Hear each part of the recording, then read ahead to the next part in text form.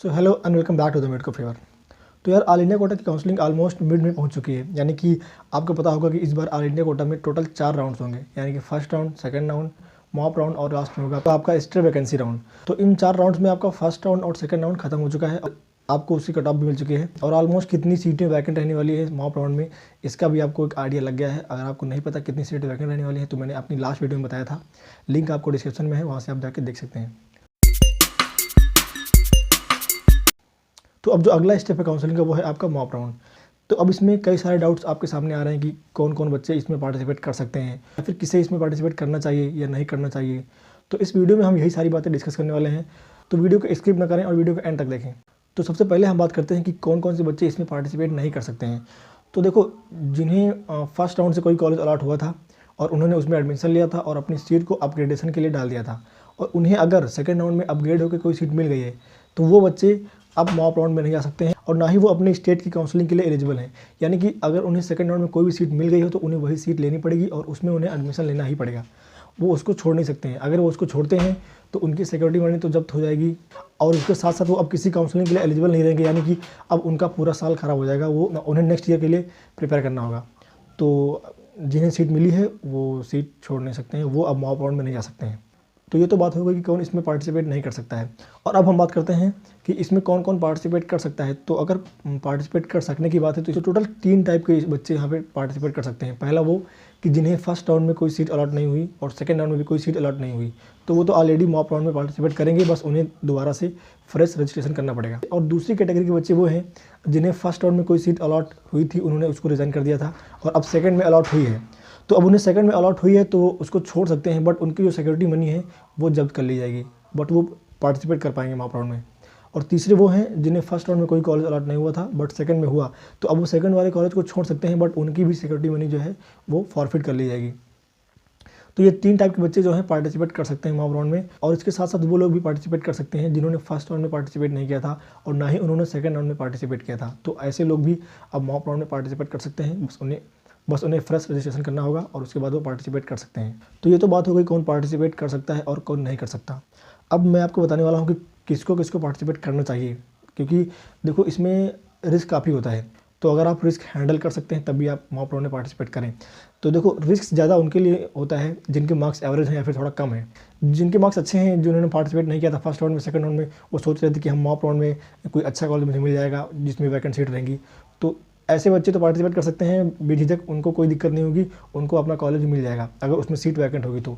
But दिक्कत होती है उनके लिए जिनके मार्क्स एवरेज हैं या फिर मिडिल में हैं। तो अगर ऐसे बच्चों को पार्टिसिपेट करना है मॉक राउंड में तो उन्हें काफ़ी सारी बातों का ध्यान रखना पड़ेगा और काफ़ी सावधानी से चॉइस फिलिंग भी करनी पड़ेगी। तो अब हम बात करते हैं कि उन्हें किन किन बातों का ध्यान रखना है, क्योंकि अगर उनसे यहाँ पर गलती हुई तो उनका एक साल ख़राब हो सकता है। तो अब अगर आप मॉक राउंड में पार्टिसिपेट करना चाहते हैं तो आपको इस बात का ध्यान रखना पड़ेगा कि आप ये मान के चलें कि आप ऑलमोस्ट जो है स्टेट कोटा की काउंसलिंग से कट जाएंगे। तो यानी कि आपको दोनों में चूज़ करना पड़ेगा कि आप ऑल इंडिया के मॉक राउंड में जाना चाहते हैं या फिर आप स्टेट की राउंड 2 में जाना चाहते हैं। तो आपको इन दोनों में से चूज़ करना पड़ेगा। तो अब देखो, चूज़ कैसे कर सकते हैं आप।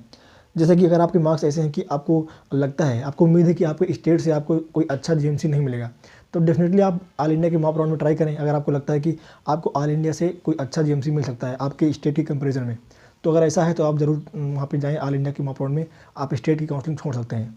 बट अगर ऐसा है कि आपको अपने स्टेट से एक अच्छा कॉलेज मिल सकता है in comparison to all India quota counselling से, तो बिल्कुल आप स्टेट में आ जाएँ, आप ऑल इंडिया का मॉक राउंड छोड़ दें, वहीं पर आप उसको एग्जिट कर दें। अगर आपको सेकंड राउंड में कोई कॉलेज अलॉट हुआ था तो बिल्कुल आपकी सिक्योरिटी फीस जो है चली जाएगी, बट आप स्टेट कोटा में आ सकते हैं और वहाँ पे काउंसलिंग में पार्टिसिपेट कर सकते हैं और आपको हो सकता है कि अच्छा कॉलेज मिल जाए स्टेट से।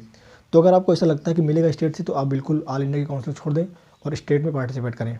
और दूसरा वो बच्चे पार्टिसिपेट कर सकते हैं जिन्हें कोई अपना ड्रीम कॉलेज चाहिए या फिर जिन्हें एम्स चाहिए होता है। तो जो रुके होते हैं फर्स्ट राउंड सेकंड राउंड में पार्टिसिपेट नहीं करते हैं, वो रुके होते हैं कि अगर कोई सीट खाली होगी आपकी मॉक राउंड में, उनको वो सीट मिलने के चांसेस ज़्यादा रहते हैं। क्योंकि देखो, ऑलमोस्ट सारे बच्चे जो होते हैं टॉप रैंक वाले, वो फर्स्ट राउंड में या फिर सेकंड राउंड में कॉलेज ले लेते हैं। तो अब जो सीटें बच जाती हैं टॉप कॉलेज में, वो अब मॉक राउंड में जो पार्टिसिपेट करेगा उसमें जिसके अच्छे मार्क्स होंगे उसको वो सीट मिल जाएगी। तो कुछ बच्चे ऐसे क्या करते हैं कि उनके अगर अच्छे मार्क्स होते हैं तो वो वेट करते हैं, फर्स्ट राउंड में पार्टिसिपेट नहीं करते हैं, सेकंड में नहीं करते हैं, वो डायरेक्ट आते हैं मॉक राउंड में, तो उससे उनको अच्छी सीट मिल जाती है। तो जो बच्चे ऐसे वेट कर रहे हैं वो डेफिनेटली पार्टिसिपेट करेंगे मॉक राउंड में, तो उनको तो अपना कॉलेज मिल सकता है। बट मैं ऐसे बच्चों के लिए भी एक बात बोलूँगा कि उन्हें एक बैकअप प्लान रखना पड़ेगा। जैसे आपका कोई ड्रीम कॉलेज मान लो कोई एक कॉलेज ए है, आपका ड्रीम कॉलेज है, तो अब आपको बैकअप प्लान क्या रखना है कि उससे थोड़ा लो वाला कॉलेज भी आपको चॉइस फिलिंग में डालना है, क्योंकि हो सकता है कि आपका जो ड्रीम कॉलेज है उसमें कोई सीट वैकेंट ना रही मॉक राउंड में, तो आपको वो कॉलेज नहीं मिलेगा। तो कम से कम उससे थोड़ा लो कॉलेज आपको मिल जाए, बट ऐसा ना हो कि आपको अच्छे मार्क्स होने के बावजूद कोई ख़राब कॉलेज लेना पड़े। तो इसलिए आपको एक बैकअप प्लान रख के चलना पड़ेगा अगर आप ऐसे वेट करते हुए मॉक राउंड में जा रहे हैं तो। और तीसरा, वो बच्चे पार्टिसिपेट करें जिन्हें अपने स्टेट से काफ़ी दूर कॉलेज मिल गया हो, जैसे कि उन्होंने ऑल इंडिया की सेकंड राउंड में पार्टिसिपेट किया और उन्हें काफ़ी दूर कॉलेज मिल गया, जैसे वो नॉर्थ के हैं और साउथ में काफ़ी कॉलेज मिल गया है। तो ऐसे लोग अगर चाहें तो अपना कॉलेज चेंज करने के लिए मॉक राउंड में पार्टिसिपेट कर सकते हैं। बट इनके लिए क्या है कि अगर इनको लगता है कि इनके स्टेट से कोई अच्छा कॉलेज मिल सकता है या फिर इनके स्टेट में कोई कॉलेज मिल सकता है, तो बिल्कुल वो ले लें, क्योंकि अगर आपको ऑल इंडिया कोटा के थ्रू एक एवरेज कॉलेज मिल रहा है और वो काफ़ी दूर है, तो आपको ऐसे में अपने स्टेट का ही कॉलेज चूज़ करना चाहिए। तो ये सब बातें हैं जिन्हें आपको ध्यान में रखना है अपना मॉक राउंड में पार्टिसिपेट करने से पहले। तो देखो, मॉक राउंड में क्या होता है कि रिस्क तो होता है, बट अगर हम बात करें कि रिस्क सबसे कम किसके लिए है, तो ये उन बच्चों के लिए है जिन्हें फर्स्ट राउंड में कोई कॉलेज अलॉट नहीं हुआ था, उन्हें सेकंड में अलॉट हुआ, या फिर जिन्होंने फर्स्ट राउंड में अलॉट हुआ था बट उन्होंने अपना रिज़ाइन कर दिया था। तो ऐसे बच्चों के साथ क्या है कि उन्हें सेकंड राउंड में कोई कॉलेज अलॉट हुआ है और वो अगर उसको अपग्रेड कराना चाहते हैं, कि वो ट्राई करना चाहते हैं कि उन्हें मॉक राउंड में कोई अच्छा कॉलेज मिल जाए इससे, तो बिल्कुल ट्राई कर सकते हैं। बस उन्हें अपनी सिक्योरिटी मनी जो है वो फॉरफिट करनी पड़ेगी।